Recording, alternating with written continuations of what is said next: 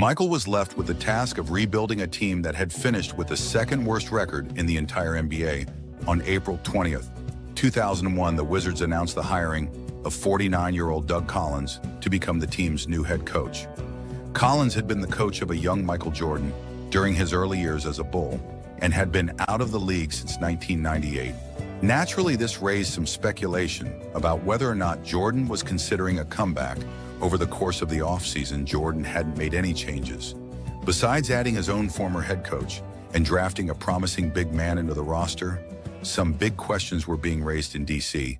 Yeah, this is it right here. This defines me.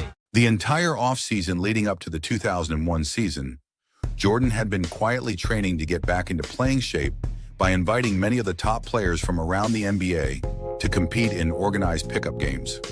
On October 30th, 2001, Michael Jordan made his return to the NBA in Madison Square Garden against the Knicks. The build-up to the game made it one of the most anticipated matches of the year because the last time the world had seen Jordan on the court was the '98 Finals. Michael would score his first basket less than 2 minutes into the game, having an up-and-down game on his way to a 19-point outing. With 18 seconds left, the Wizards had the ball with the chance to tie the game. Everyone in the Garden that night knew who would take the shot, and it seemed like this was the beginning of a new chapter in Jordan's legacy. Down by 3, the Wizards will go on to lose by 2 in their opening game and leave many people wondering if Jordan had made the right decision in his return. As the early season wore on, Washington got off to a slow start, winning only 2 of their first 11 games and struggling to find chemistry.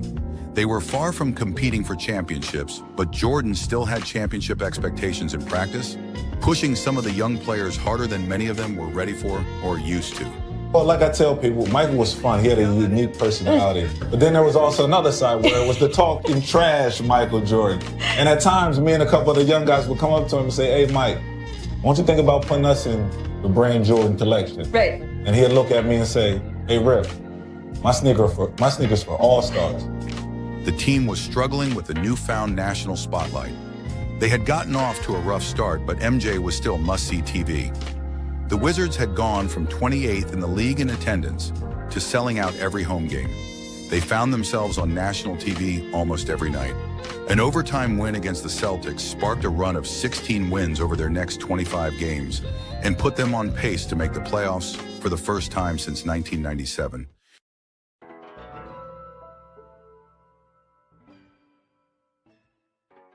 Over this stretch, Michael was averaging over 25 points per game and showcasing a scoring ability that many people didn't think he still had. After a bad loss against the Pacers, Jordan was out to prove that he could still play. Jordan's 51-point performance against the Hornets was the record for points in a game by someone over the age of 38 at that time. This was followed up by 45 points in the very next game against the Nets, proving that MJ was still capable of being one of the game's best players, even past his prime. During these 2 games, Jordan was scoring at will and showcasing his veteran skill set that was very much different from the Jordan we've seen in the past.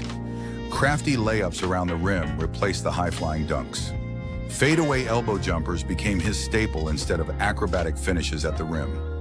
Michael Jordan was no longer the acrobatic player of his heydays, but he did enough where he could still prove all of the critics wrong.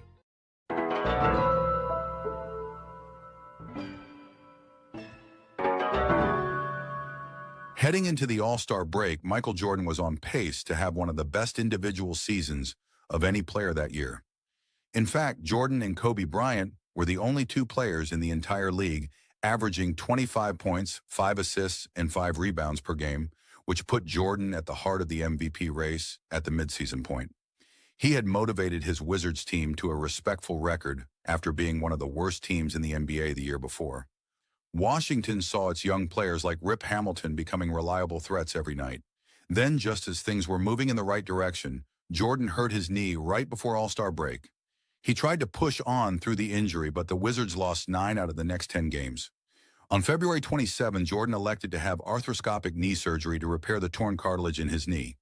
After he attempted to make a second return, he decided to sit out for the rest of the year.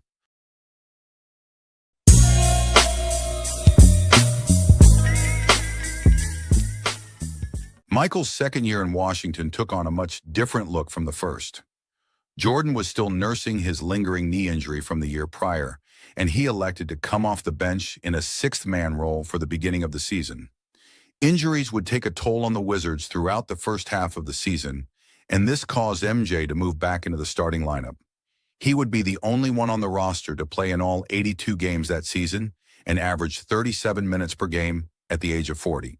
Jordan remained the highlight of the team throughout the season, averaging 20 points per game on the year. He also scored 40 points in a game 3 times that season. Jordan also became the only player in NBA history, up to that point, to score more than 40 in a game at the age of 40. Jordan would be voted in for his final All-Star appearance. He was voted in as a reserve, but many of the players offered to give up their starting spot. Jordan finally accepted the offer from Vince Carter, his University of North Carolina alum. The game itself served as one of the last iconic moments of Jordan's career. It served as an official passing of the torch to the next generation of stars that had grown up idolizing him. Has the ball, again guarded by Sean Marion. The fadeaway, yes! With 4 and 8/10 seconds remaining, the West takes a timeout. Michael Jordan would play his last professional basketball game on April 16, 2003 against the 76ers. The Philly crowd was electric, and everyone wanted to get a glimpse of Michael's last moments on the hardwood. The game itself didn't have much to offer as Jordan struggled from the field and eventually took a seat with the game out of reach.